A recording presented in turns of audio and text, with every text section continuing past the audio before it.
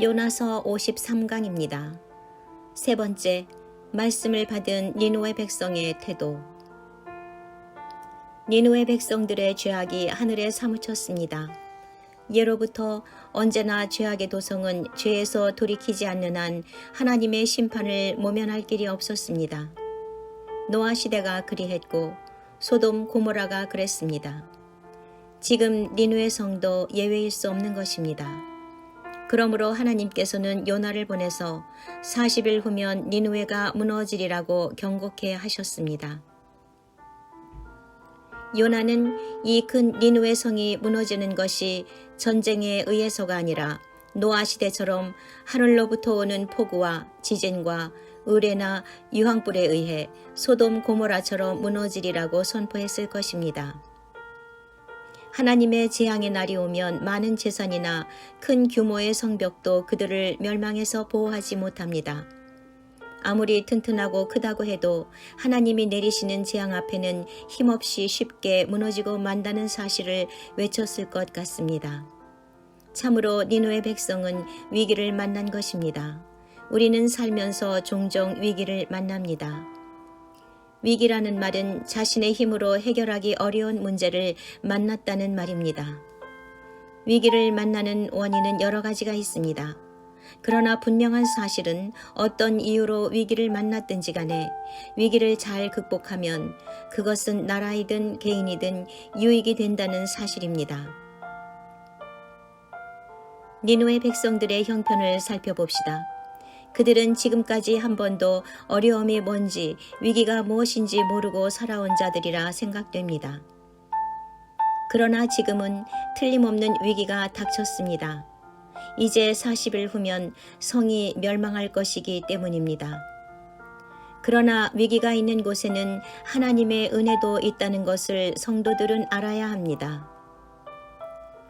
여기 40일 지나면 니느웨가 무너지리라는 하나님의 심판의 메시지 안에는 40일이라는 유예기간이 허용되고 있습니다. 이 멸망의 예고는 40일간의 기회를 주시는 하나님의 은총의 기회가 되는 것입니다. 참으로 하나님께서는 얼마나 노하기를 더디하시며 오래 참으사 아무도 멸망치 않고 다 회개하기에 이르기를 원하시는 것입니다. 하나님은 주의 종들이 외치는 심판의 메시지를 듣고 죄를 뉘우치고 하나님 앞으로 돌아오면 용서하신다는 것입니다.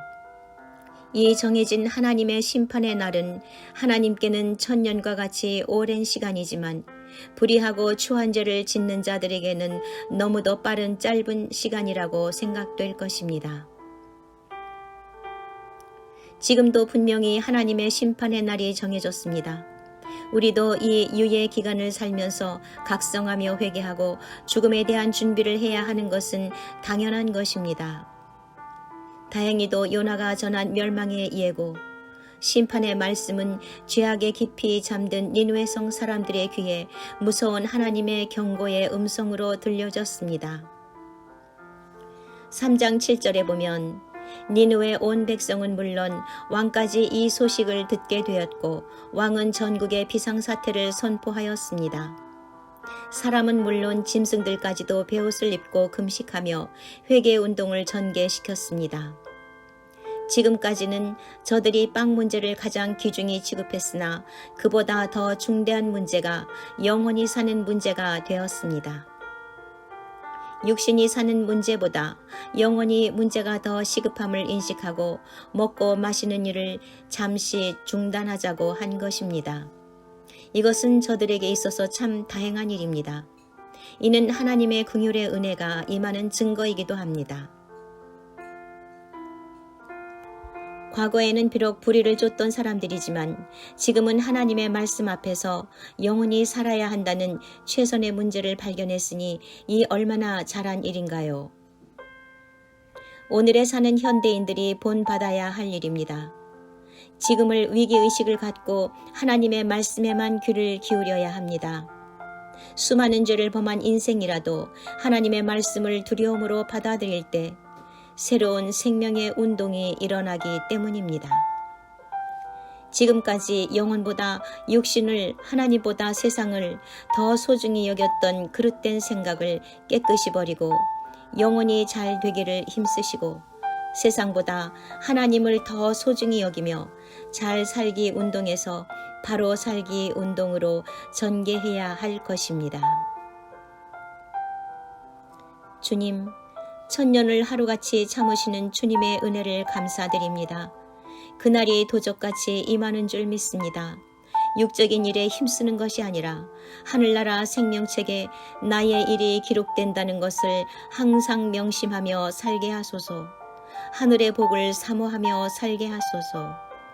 예수님의 이름으로 기도드리옵나이다. 아멘.